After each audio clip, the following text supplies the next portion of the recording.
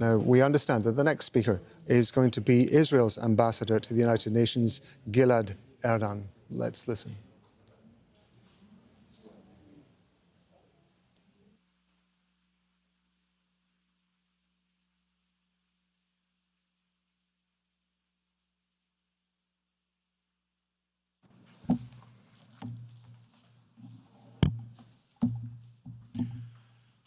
Thank you, Mr. President.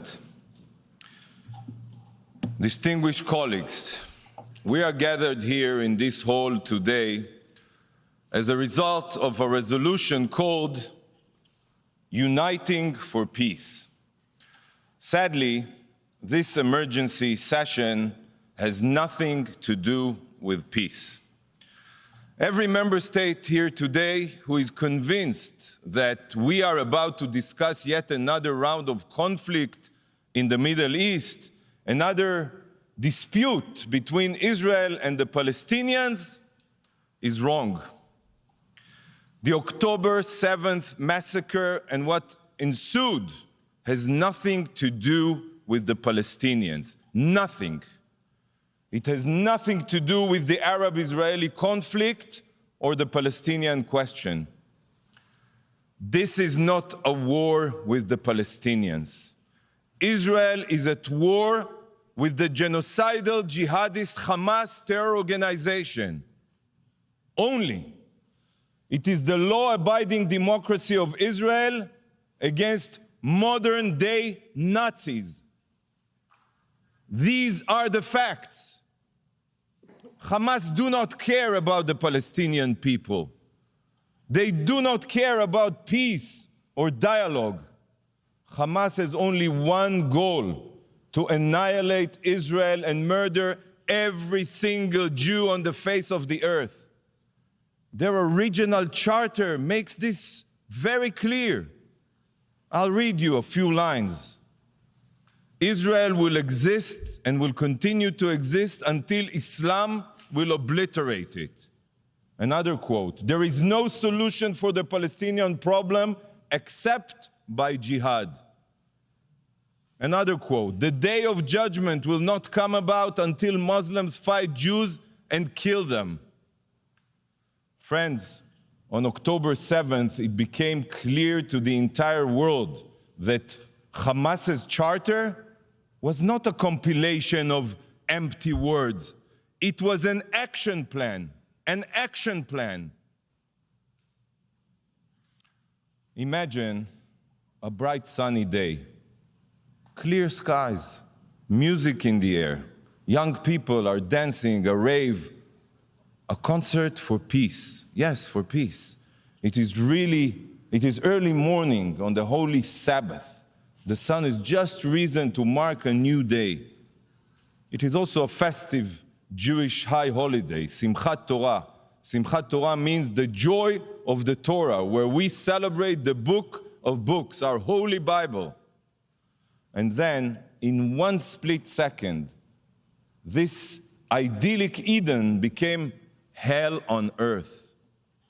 The peaceful morning air was pierced with the wail of rocket sirens. Thousands, I'm telling you, thousands of Hamas mortars and rockets rained down indiscriminately on many Israeli cities and villages. But the rockets were only cover for the pogrom that followed. Barbaric Hamas terrorists invaded Israel from the sea, the land, and the air.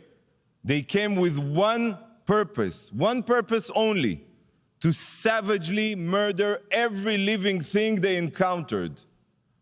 Hamas Nazi murders went from house to house with hitlists. A thoroughly planned, willful, premeditated attack. They brutally murdered civilians in their beds. They drove pickup trucks with machine guns. Yes, we all remember, just like ISIS, and fired blindly at hundreds of young people at a concert. 300 were burned alive or butchered in that concert. Much of what remained were clumps of flesh and bloody limbs. Parents had to bring their children's toothbrushes for DNA so they could figure out whose limb belonged to who. These Hamas monsters raped women and children, parading naked girls that they raped and bodies that they defiled through the streets of Gaza, while thousands, and I'm telling you, thousands, you can see the footage, jeered and cheered. The savages tortured small babies. Just like the Nazis, Hamas terrorists removed infants from their cribs. Yes, we have it on video. Swung them repeatedly against the ground until their skulls became a pulp. Children were murdered in front of their parents, and parents in front of their children.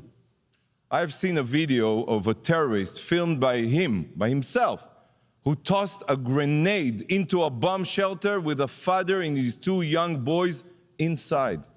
The father was killed instantly, and the two boys ran out of the shelter screaming that their father is dead and that they want to be dead too.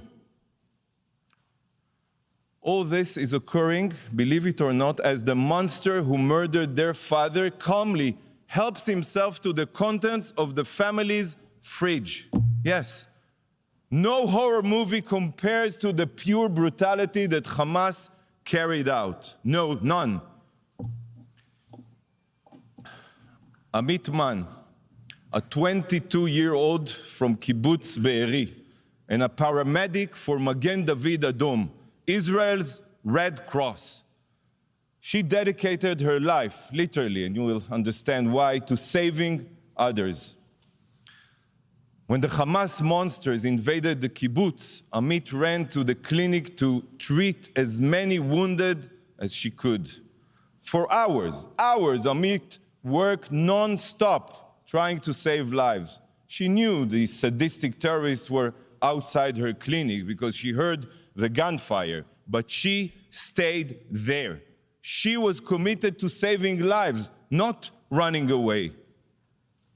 Finally, the terrorists burst into her clinic and put a bullet through her brain. She was a Magen David Adom paramedic, the Israeli Red Cross, in uniform. But that didn't stop these savages. This is how the rescue teams found Amit.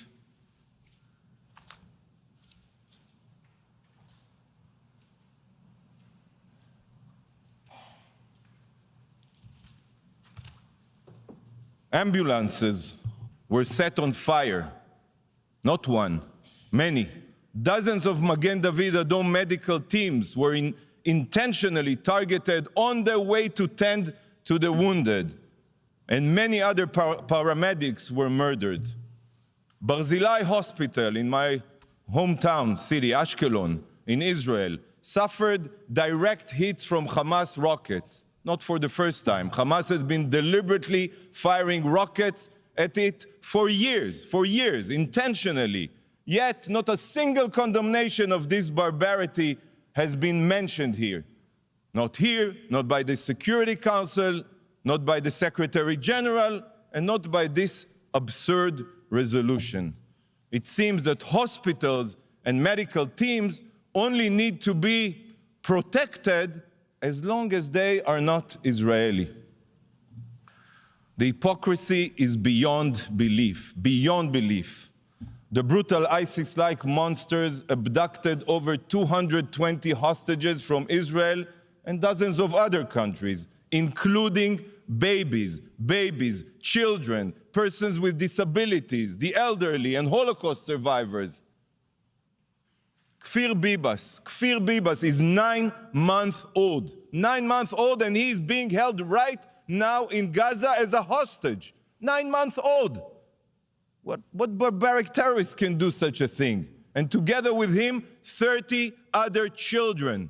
30 other children. We saw Hamas's brutality in Israel. I cannot begin to fathom what horrors the hostages are enduring right now, as we speak here. 20 days have gone by, and Israel is still counting her dead. It took weeks to collect all of the bodies. Some bodies are burnt like pieces of coal. It is almost impossible to identify them. Countless burned bodies have been found with ash in their throats, meaning they were still alive when lit on fire, intentionally, by the Hamas terrorists. A clump of charred human remains that was burned beyond recognition was found. At first, the medical personnel couldn't figure out what they were looking at. Yet, after a CT scan, it became clear that they were two spines, not one, two spines bound together with wire. One belonging to an adult, and the other, the small spine, of a child. So just try to imagine that parents feeling as they and their child were burning alive. The painful screaming of the love of their life was the last thing they heard, the last thing. Do you not think it's unbelievable that this resolution here today and this session are not solely focused on Hamas's atrocities? When reading this resolution, Hamas seems to be missing in action. The drafters of the resolution claim to be concerned about peace, yet the depraved murderers who initiated this war are not even mentioned in the resolution, not even mentioned. They see each one of you as puppet. They write a resolution completely devoid of any content related to the situation. They assume that you have already forgotten who it is that is responsible for the inhumane violence, and they just expect you to support it automatically. This resolution is a disgrace to your intelligence, a disgrace. It is unfathomable that such a resolution, one that doesn't even mention Hamas, could possibly be voted upon here. Let that sink in, please. Distinguished representatives, Hamas carried out atrocities, the likes of which we have not seen since the Holocaust. Yet, unlike the Holocaust, where the evidence we have is mostly black and white photographs and soundless footage, here the proof is in high definition. Because some of it is from, yes, security footage, but much of it is from the cell phones and GoPro cameras belonging to the Hamas Nazis themselves. Many may be asking, why did they film their sadistic violence? Well, I'll tell you why. Very simple. They filmed it in order to terrorize the Israeli public, to release these videos and put fear in the hearts of the citizens of Israel. By the way, this is what terrorists do. They terrorize. I have seen much footage over the past weeks that will be seared into my mind forever. But there is one sight that I keep on seeing when I try to sleep. In the video, one can see a terrible injured civilian, bloodied yet alive, laying on the ground as a Hamas savage screaming, Allahu Akbar, repeatedly pummels the man's neck with a garden hoe in order to decapitate him. The man on the ground is an agricultural worker from Thailand. He's not Israeli, he's not Jewish. He was merely alive trying to make a living for his family. But he was decapitated with a blunt gardening tool. Horrifying. Israel is not at war with human beings. We are at war with monsters. Here is the video.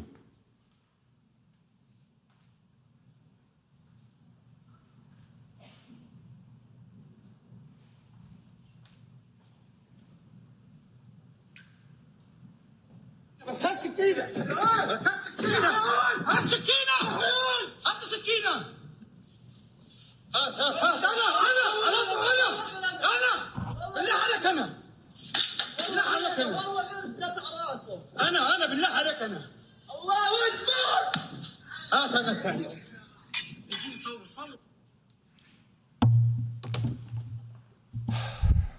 My mission distributed and will continue to distribute QR codes with a direct link to files where you can see this horror and many other Hamas atrocities.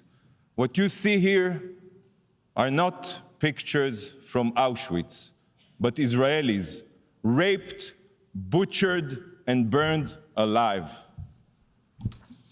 This is not Auschwitz. This is Hamas.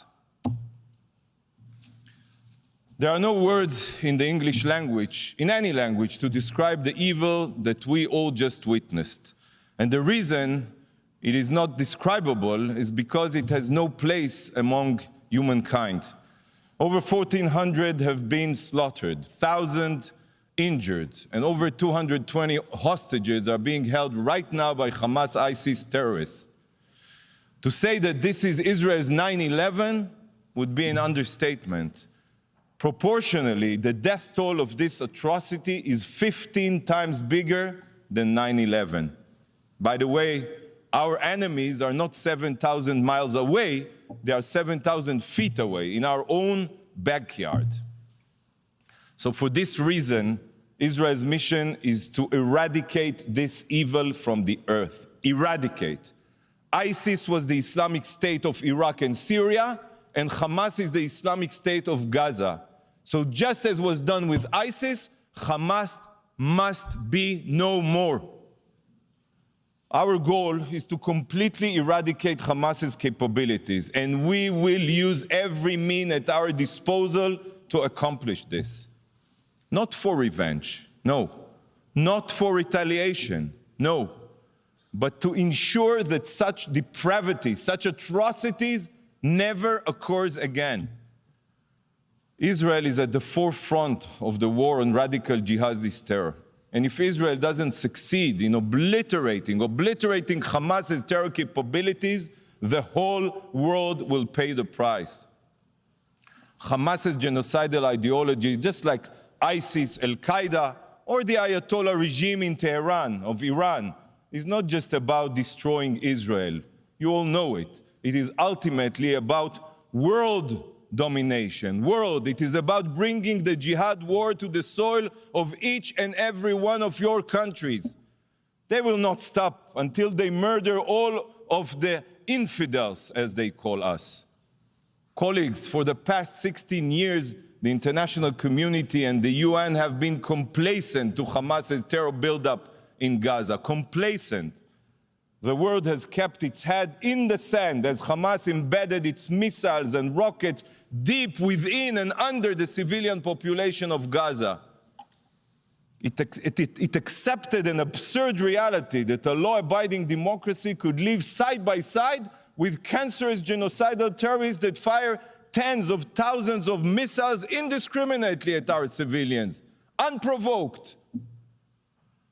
We have seen that nothing can change Hamas's genocidal ideology. Sadly, not the rehabilitation of Gaza, not economic incentives, not any promise of a brighter future. The UN tried. Many of you tried. But everyone failed. Everyone failed. And you know why? Because nothing can change a genocidal ideology. Nothing. There is only one solution to curing a cancer. It is the evisceration of every cancerous cell. The international community has poured billions of dollars into Gaza, and it all went to Hamas's war machine. It went to its subterranean city of terror. It went to its missile manufacturing facilities. And you remember, 18 years ago, Israel unilaterally withdrew from all of Gaza. We withdrew from all of Gaza. Hamas could have invested the international funding it received into building power plants, water desalination plants, every other civil infrastructure. But no, instead, Hamas exploited every inch of the Gaza Strip for their violent goals.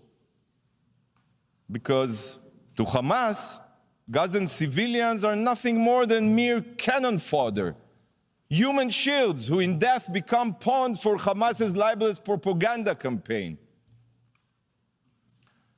Hamas is counting on you. They are certain that despite the terror and massacre, the UN will still come to their rescue and prevent Israel from defending itself. Friends, Israel is on a rescue mission to save our hostages, to save our future, and to save the people of Gaza from their savage tyrants. A rescue mission.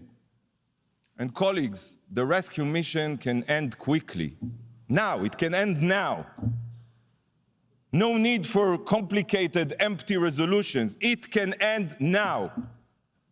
Should Hamas put down their arms, return our hostages, and turn themselves in, this war will end without one more shot being fired. Not even one. Why do you not unite and call on Hamas to do this? If the drafters of this resolution truly want peace, if they truly want an immediate solution, then why do they not demand this of Hamas? Instead, this resolution does the exact opposite of finding a solution. The exact opposite. Rather than promoting peace, it only ensures more violence. It should be called uniting for terror, not uniting for peace. Israel has been attacked and continues to be attacked. This is a fact right now in the south from Hamas and in the north from Hezbollah. Meanwhile, the resolution calls for an immediate ceasefire. A ceasefire means giving Hamas time to rearm itself so they can massacre us again. This is not speculation. They will do so. You all know this. Any call for a ceasefire is not an attempt at peace. It is an attempt to tie Israel's hands, preventing us from eliminating a huge threat to our citizens. But the resolution's distortions go even deeper than that. Hamas, the terror group that started this war, I reiterate, is not even mentioned, not even once. In fact, the only hidden reference to these barbaric terrorists can be found in calls on both parties. Both parties? This is a false, immoral comparison between the law-abiding democracy of Israel and genocidal jihadists. And the drafters are counting on the fact that each and every distinguished representative here will blindly go along with their ploy. This resolution is an insult to your intelligence, and the only place this resolution belongs is in the dustbin of history, the dustbin of history. But colleagues, this resolution is not the only thing here today that is detached from reality. In a short time, a representative of the evil regime that trained, funded, and armed Hamas for the October 7th massacre will address you. The Ayatollah regime of Iran has the blood of thousands of Israelis on its hands. It has the blood of hundreds of thousands of oppressed Iranians, of Ukrainians, of Americans, of Emiratis, and so many others on its hands. Iran is known as the world's #1 state sponsor of terror, and for good reasons. It's completely natural that the foreign minister of this brutal regime should be the speaker following the resolution drafter.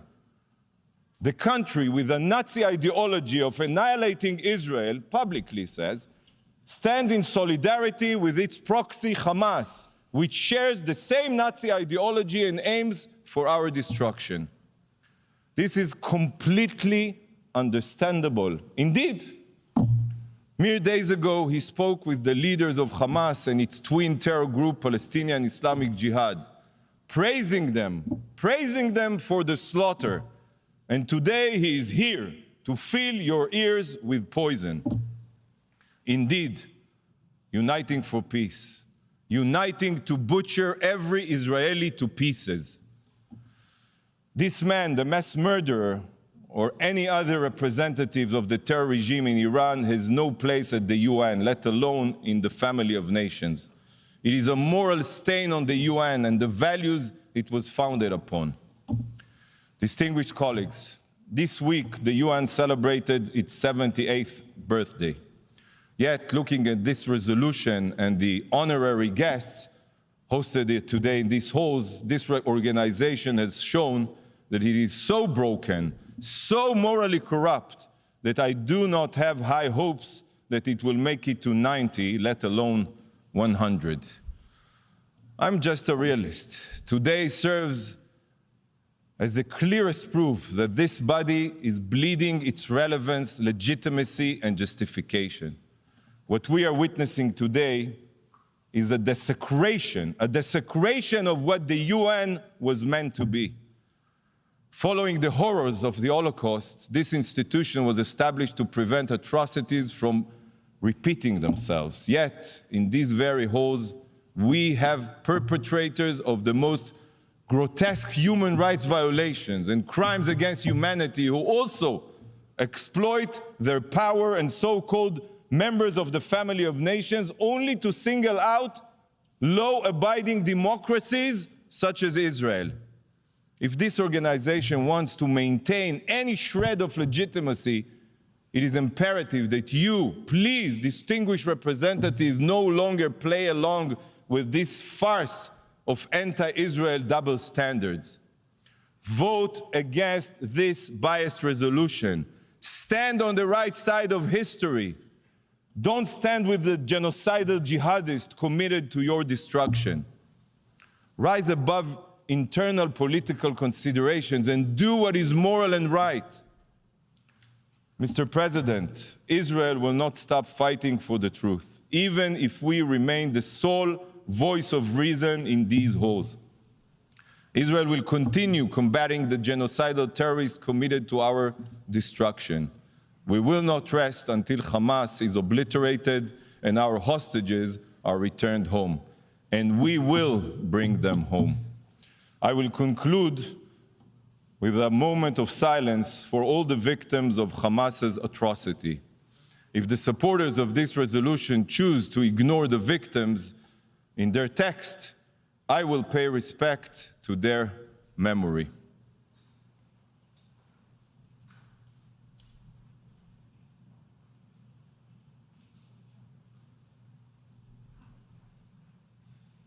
Thank you, Mr. President. You're watching Al Jazeera. We're bringing you live coverage of an emergency special session on the protection of the Palestinian civilian population at the General Assembly of the United Nations. We've just heard from the Israeli ambassador to the UN, Gilad Erdan, giving a very powerful and emotive speech and some harrowing stories of what happened when Hamas fighters attacked southern Israel on October the 7th. He said this resolution has nothing to do with peace. This is a resolution being brought by Jordan on behalf of several other Arab nations. We're about to hear from Jordan in just a few seconds. Gilad Erdan also said that October the 7th massacre was nothing to do with Palestinians, he said. Israel is at war with a genocidal terrorist organization, he said. He said Hamas do not care about the Palestinian people. He described on the October the 7th that Hamas fighters came with a purpose to savagely murder every living thing they came into contact with.